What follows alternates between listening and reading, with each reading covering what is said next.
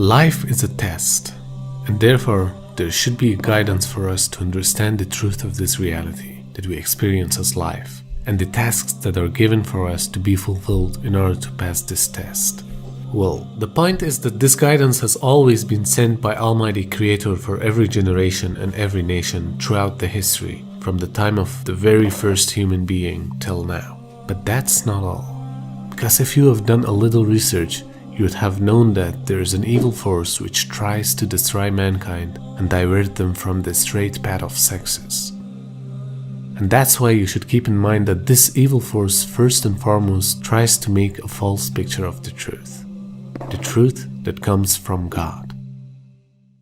For that he uses two tricks. First, making false religions, and second, manipulation of the divine religions. The invention of false religions and manipulation of the divine religions were always aimed for three purposes. First, to divert people from worshipping the true God and to make a false picture of the reality. This is the most important goal of Iblis, to make people believe in anything other than the real God. But mostly he wants people to worship three things: jinn, fire, and sun, which is again fire. And as you know, jinn are made of fire. And if you remember the story of Iblis, he challenged and wants to prove that jinn are superior to mankind. That's why he makes them worship jinn.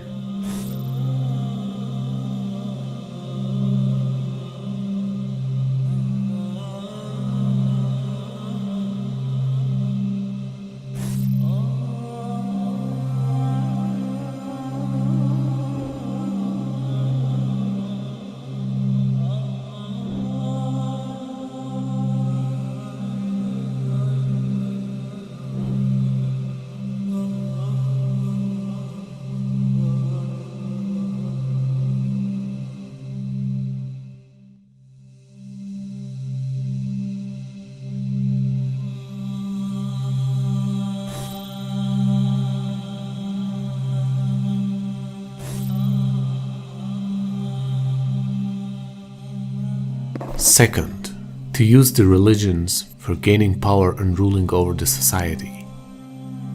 From the very past, religions were the most powerful tool for kingdoms to rule over the nations.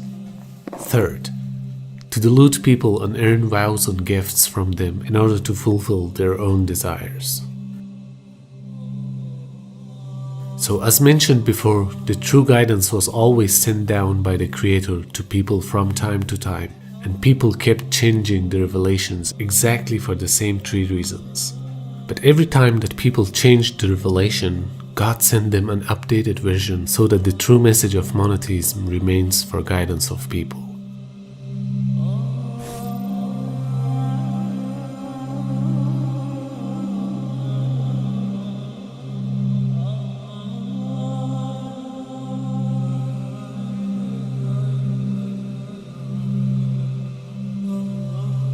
The ruling authorities and social geographical issues were the main reasons.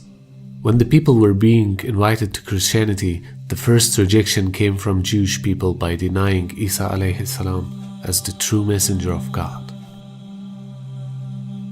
Within 200 years after it began, Christianity abandoned many of the teachings of Isa alayhi salam. Influenced by Greek and Roman paganism, Zoroastrianism, and beliefs that go back as far as the time of Nimrod, Christianity turned away from most of its Hebraic foundation. Christmas and other holidays like Easter and Halloween were adopted in favor of original Hebraic days of worship. It was honored. But the rabbit hole goes much deeper, and the church doesn't want you to know the truth.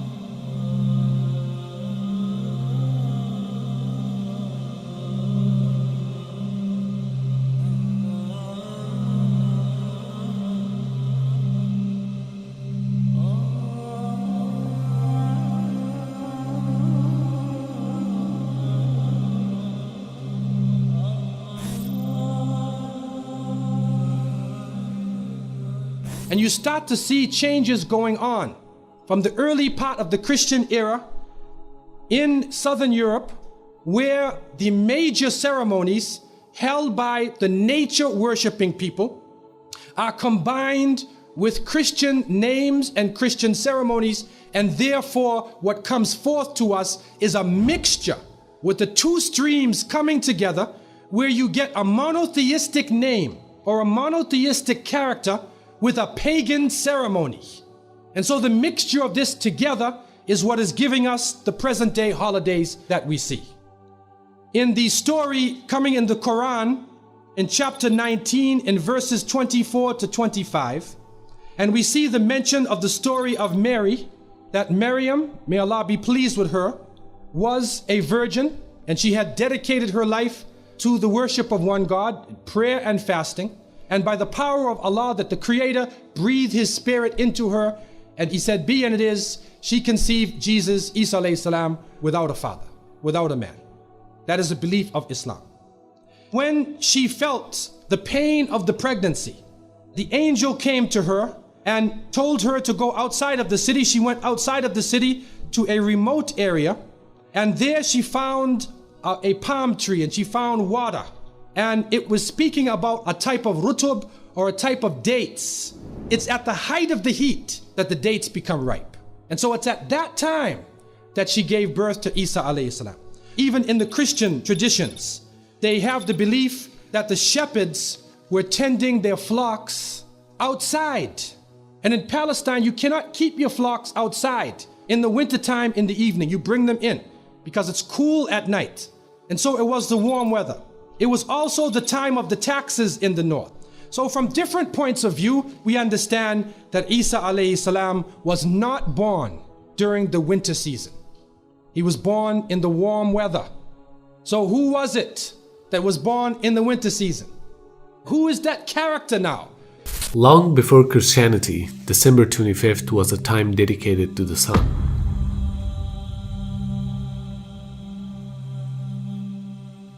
The first was in honor of the god Saturn, known as Saturnalia. The second was in honor of Mitra, and the third one was the Feast of Sol Invictus, a day observed by the Emperor Constantine. In 274 CE, Rome established December 25th as the birthday of the sun. Unable to remove this influence, the Church adopted this day as the Sun of righteousness.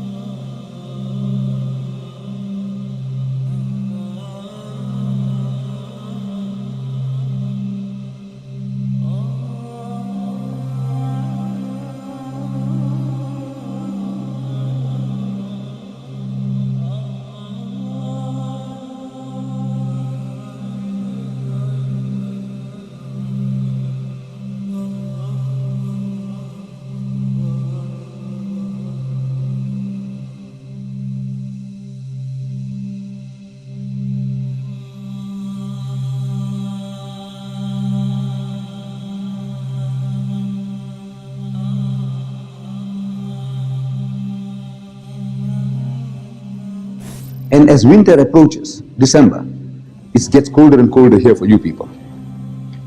And as December 20th, 21st, 22nd, 23rd, the primitive man, he could sense day by day, they can see the sun in the distance. Far away, it's going east to west, further and further away, and it's getting colder and colder. So they personify that the devil is eating up the sun. So they start beating drums and start offering prayers that the sun may not be swallowed up, because if it gets swallowed up, they'll be finished for good. 24th of December, the equinox, and now you see the 25th. Those primitive people in the northern hemisphere, they could sense the variation in temperature day by day.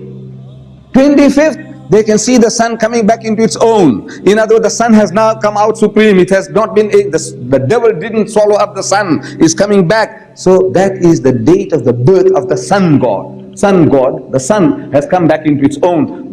They celebrated Christmas. Birth of, not Jesus Christ, the birth of the sun god, Baal, Horus, Apollo, All these were the sun gods worshipped in the Mediterranean region, and their birthday was the 25th of December. So when the people became Christianized under Constantine, they accepted that birthday of the sun as the birth of the Son of God, in inverted commas. So it is not the birthday of Jesus.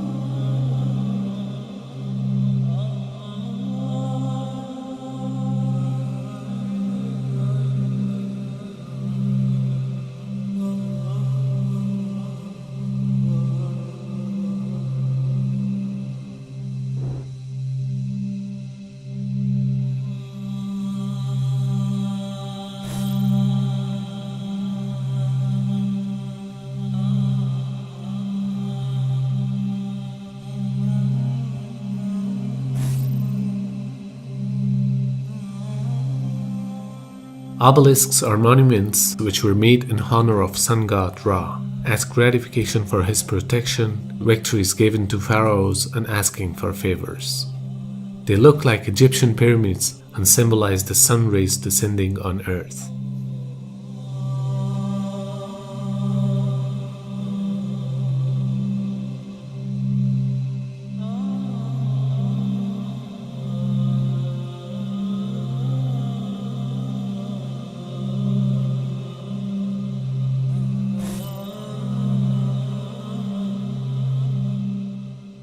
As a matter of fact, Trinity is a pagan concept that has been developed in Christianity over the centuries, by which the Christians claim that God manifests as three persons: the Father, the Son, and the Holy Spirit.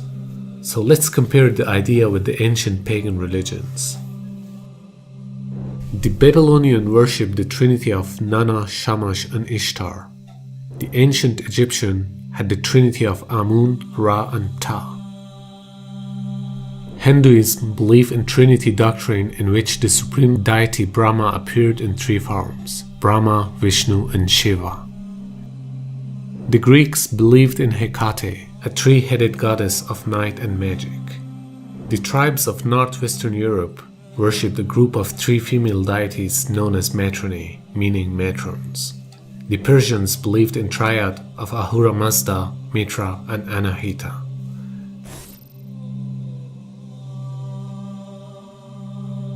There are so many references that confirm the origin of Easter that has came from Anglo-Saxon. Easter or Estera is a Teutonic goddess of spring, to whom sacrifice was offered about Passover time, a time when the sun crosses the equator and day and night are nearly of equal length. Her symbols are a rabbit and egg, which has no connection with the resurrection of Jesus Christ. But today we see that Christians celebrate this day with the same traditions without understanding its origin. And most amazingly, this feast is also being done on Sunday because it's related to the worshipping of sun. This pagan festival was adopted in Christianity somewhere around 8th century.